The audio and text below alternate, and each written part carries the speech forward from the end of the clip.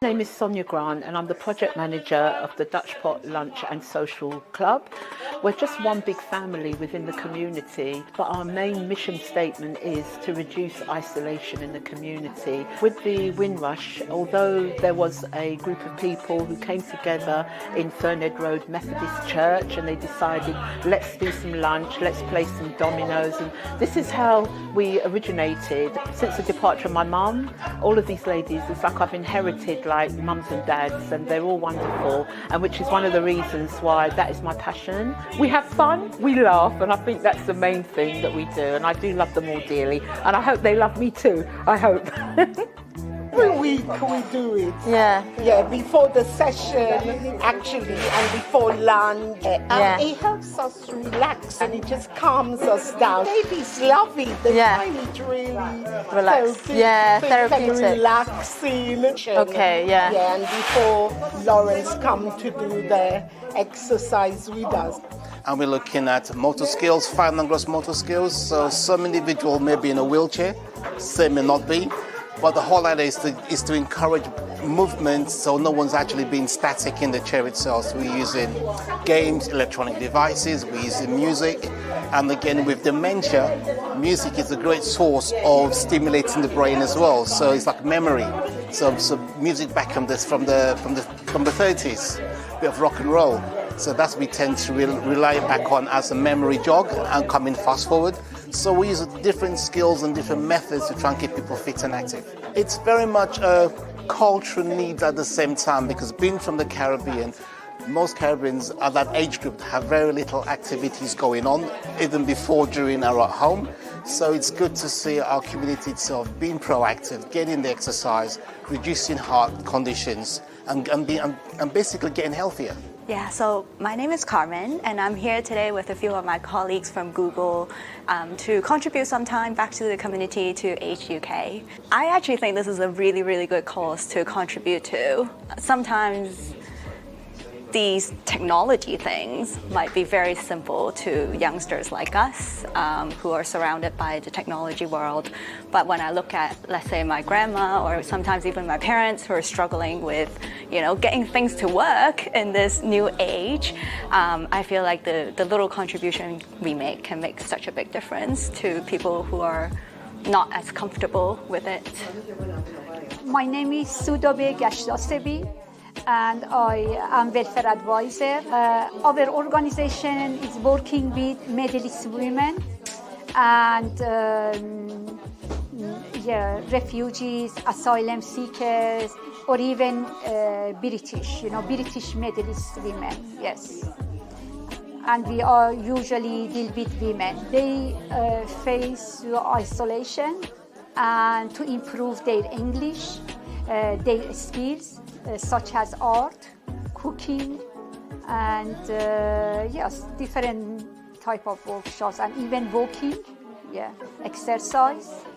I really enjoy when I see other women find friends or even help each other. They met here, they never seen each other before. I really enjoy when I see they improve their English or their other skills. They discover their self. Hi, my name is Lawrence Swan and I'm the Community Engagement Manager here at the Learning Disability Network Community Hub on Harrow Road in West London.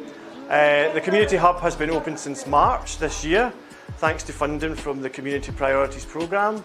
And we've been running groups, we've been running monthly sessions for people with learning disabilities who live on their own in the community. So the Community Hub, this project is really important because the people who get support from the Hub don't get much external support from any agencies. So they may only get like 1 hour, 2 hours support per week. And so the Hub is a vital place for them to come, learn new skills, meet new friends, and just interact with other people. So I think this project is really important to the community. These people that come here all live locally. It's somewhere that they can come. They can feel proud of it. We've been doing fundraising and different things here. Fundraising for the Ukraine, that's what people wanted to do. The people who come very much choose the programme of activities that we run.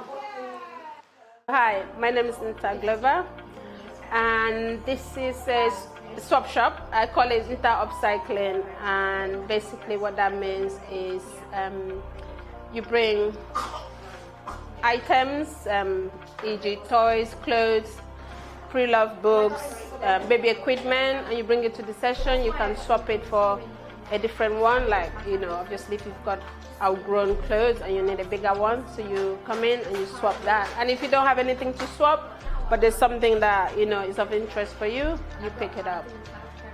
It's just a way of, you know, connecting the community together, at the same time reducing waste for a greener Westbourne. I believe this is very important for the community, especially at this moment of time with, you know, cost of living. If we are able to sort of share among ourselves pre-loved items, then there's no need to buy new ones, and then that money can be put into other use.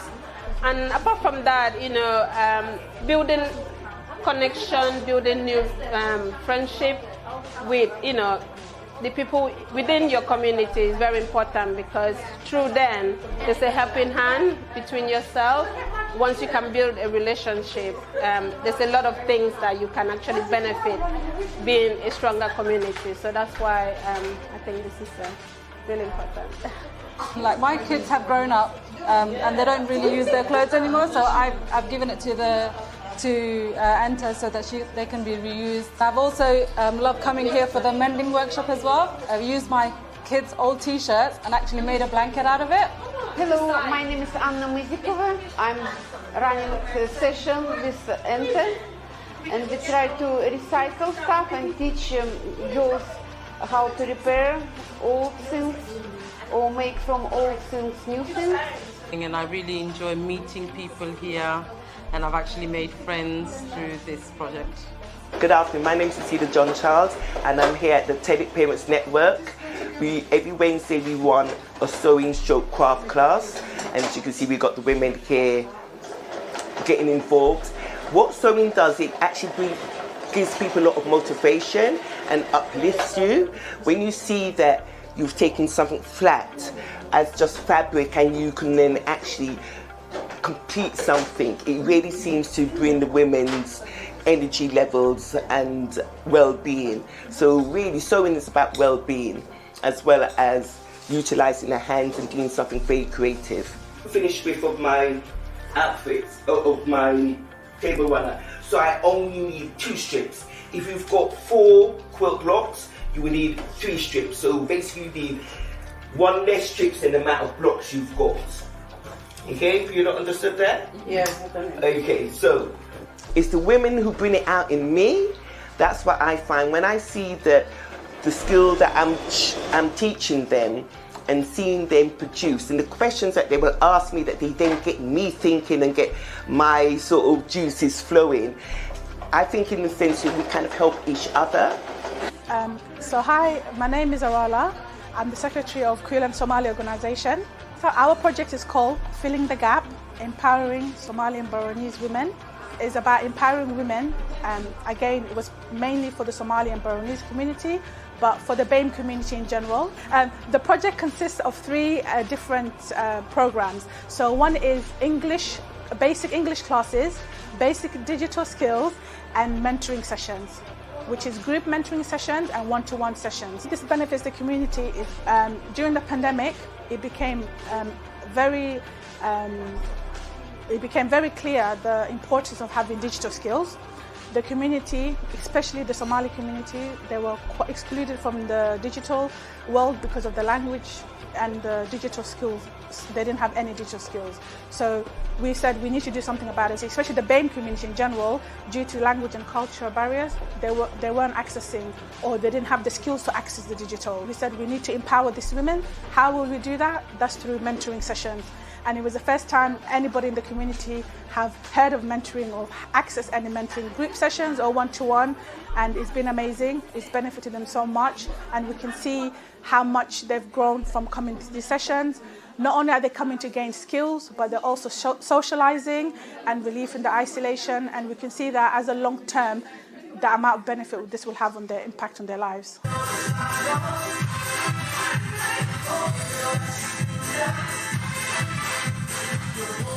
My name is Anita Mercado. I've been coming to the class for 6 years. The class is really important to me and to everybody because we're getting all these benefits, exercise, all this loneliness that you are in the house. I feel much happier, more active, more flexible, more balanced, and younger. And thanks to Andrea and the council that are supporting this program, we are all happy here. Well, it's keep my body tone, keep my weight down, good for the brain, aids your mental health so that you don't get depressed. It's good for everything. I've managed to lose 4 stone so far by coming to these classes.